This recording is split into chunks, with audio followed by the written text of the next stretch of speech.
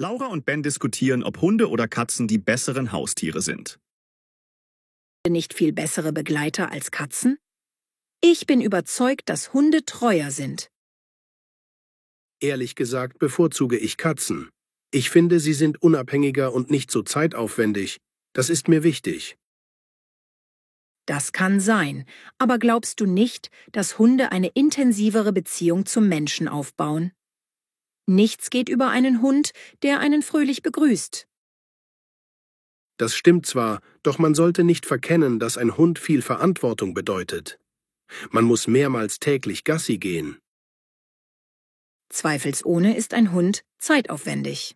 Allerdings würde ich behaupten, dass sich diese Mühe in einer tieferen Bindung auszahlt. Ich bin nicht der Auffassung, dass die Bindung bei Katzen zwangsläufig schwächer ist. Es drängt sich die Frage auf, ob man wirklich diese ständige Nähe will. Durchaus. Manche mögen es intensiver, andere schätzen mehr Freiraum. Aber ich lege großen Wert darauf, dass ein Hund aktiver am Familienleben teilnimmt. Im Großen und Ganzen kann man das so sehen, aber eine Katze lässt sich auch in den Alltag einbinden. Sie braucht nur weniger Aufmerksamkeit. Mir scheint es fraglich, ob sie wirklich weniger Aufmerksamkeit braucht oder ob viele Katzenhalter das nur annehmen. Man kann mit Katzen ja auch spielen und schmusen. Darüber lässt sich streiten. Manche Katzen sind sehr anhänglich, andere sind eigen. Es hängt stark vom Charakter ab. Genau. Hunde neigen allerdings eher dazu, sich an ihren Halter zu binden. Ich bin der Meinung, dass das besonders für Familien toll ist. Dem kann ich nur bedingt zustimmen. Für vielbeschäftigte könnte das aber eher Stress bedeuten. Ben, was meinst du? Sind Hunde? Allerdings ist es auch schön, mehr Zeit draußen zu verbringen. Man ist gezwungen, spazieren zu gehen, was gesund ist. Das mag sein, aber ich gebe zu bedenken, dass nicht jeder genug Platz oder Zeit dafür hat. Natürlich, jeder sollte abwägen. Es liegt auf der Hand, dass Hunde mehr Einsatz erfordern. Richtig. Deshalb bin ich großer Fan von Katzen. Man kann sie auch gut allein lassen, falls man berufstätig ist. Mir scheint, das passt eher zu Einzelpersonen oder Paaren, aber Kinder profitieren meiner Ansicht nach mehr von Hunden. Ich sehe das anders. Kinder können genauso gut mit Katzen aufwachsen, die ihnen Ruhe und Gelassenheit vermitteln. Da sind wir uns wohl nicht einig. Trotzdem sollten wir uns freuen, dass beide Tierarten tolle Gefährten sein können. Auf jeden Fall.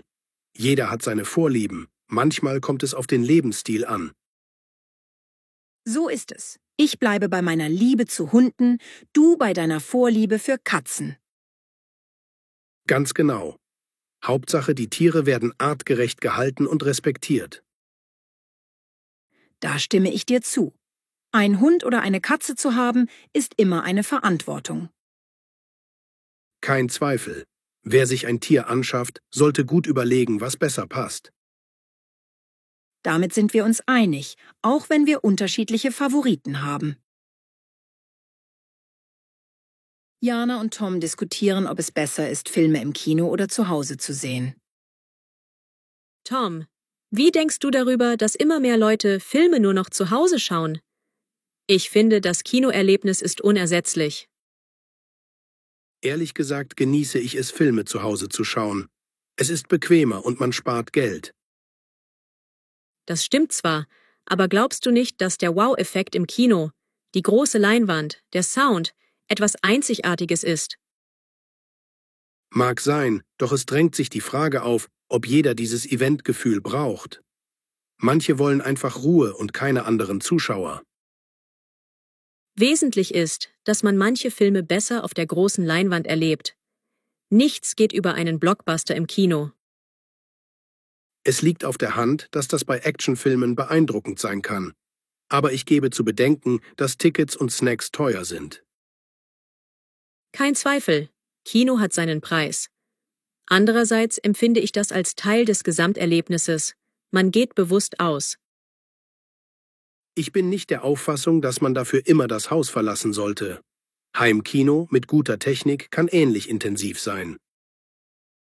Darüber lässt sich streiten. Ich finde, allein das Gemeinschaftsgefühl im Kinosaal ist ein großer Pluspunkt.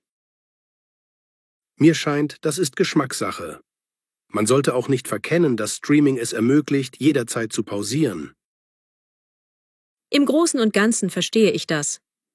Doch glaubst du nicht, dass viele sich beim Schauen zu Hause ablenken lassen und weniger eintauchen? Das mag stimmen, aber es kommt auf die Person an. Manche schalten bewusst alle Geräte aus und konzentrieren sich auf den Film. Eben. Trotzdem ist das Kinofeeling mit anderen Zuschauern, Popcorngeruch und Trailer vor dem Hauptfilm etwas Besonderes. Zweifelsohne ist das etwas Spezielles. Ich bin aber der Meinung, dass man zu Hause eine persönlichere Atmosphäre schaffen kann. Natürlich. Aber glaubst du, dass wir langfristig noch Kinos brauchen, wenn Streaming immer beliebter wird? Ich sehe durchaus eine Zukunft für Kinos. Man sollte innovative Ideen anbieten, Premieren-Events, exklusive Inhalte. Da stimme ich dir zu. Das Kino muss sich weiterentwickeln. Ein reines Standardprogramm lockt oft niemanden mehr raus. Genau. Vielleicht kann man Specials wie Filmreihen, Fan-Events oder interaktive Vorstellungen machen. So könnte das Kino ein Erlebnis bleiben, das man nicht zu Hause nachahmen. Richtig. Jeder mag manchmal die Couch, aber auch die Stimmung im Kino kann toll sein. Ich würde behaupten, beides hat seine Daseinsberechtigung. Man muss nicht das eine ausschließen, um das andere zu nutzen. Ganz meiner Meinung. Bei besonders großen Filmen gehe ich ins Kino, bei kleineren Sachen bleibe ich lieber zu Hause. Das klingt nach einem sinnvollen Kompromiss. Man wählt je nach Laune das optimale Setting. Eben. Ich glaube, wir sind uns nur teilweise einig. Du schwärmst fürs Kino, ich fürs Zuhause, aber am Ende kann beides existieren. So ist es. Hauptsache, wir genießen die Filme. Sandra und Tim diskutieren, ob es besser ist, selbst zu kochen oder lieber auswärts zu essen. Tim, was hältst du davon, ständig auswärts zu essen? Ich bin überzeugt, dass selbst Kochen viel gesünder und günstiger ist. Ehrlich gesagt finde ich, dass Essen gehen eine wunderbare Abwechslung ist. Man probiert neue Gerichte und spart sich den Abwasch. Das mag sein, aber glaubst du nicht, dass man dabei schnell sein Budget strapaziert? Im Großen und Ganzen ist Restaurantessen sehr teuer. Durchaus, Restaurants sind nicht billig. Ich würde jedoch behaupten, dass die Zeitersparnis und das Erlebnis den Preis rechtfertigen.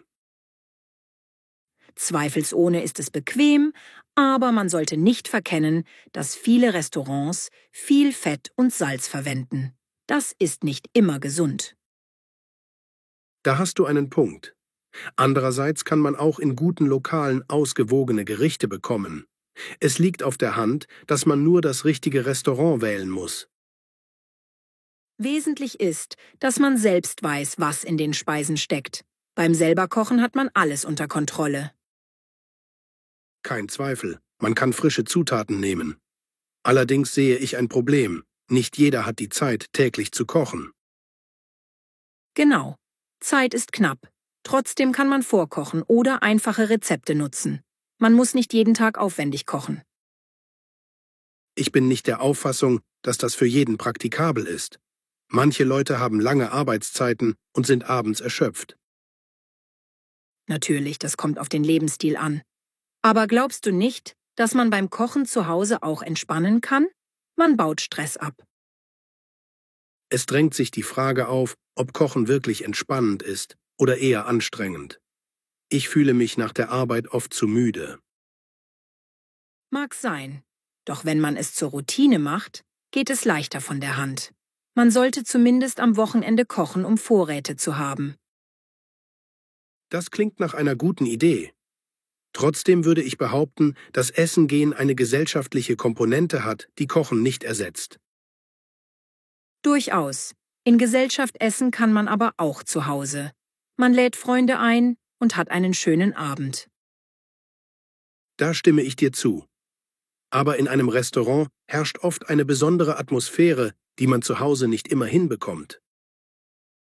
Wahr. Dafür hat man mehr Privatsphäre in den eigenen vier Wänden. Ich denke, es kommt auf den Anlass an.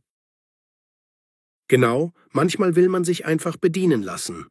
Ehrlich gesagt genieße ich es, nicht selbst kochen zu müssen. Im Großen und Ganzen verstehe ich das.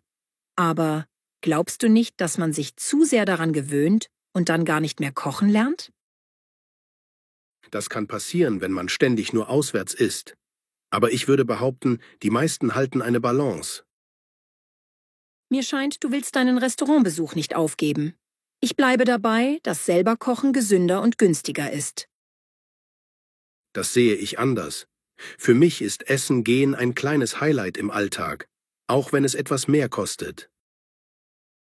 So wie ich das verstehe, legen wir einfach unterschiedliche Prioritäten. Ich liebe es, genau zu wissen, was in meinem Essen steckt.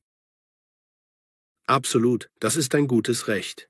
Ich bin jedoch der Meinung, dass man ab und zu durchaus den Luxus eines guten Restaurants genießen darf. Dann werden wir uns wohl nicht ganz einig, aber das ist auch in Ordnung. Hauptsache, jeder findet seinen Weg und bleibt zufrieden.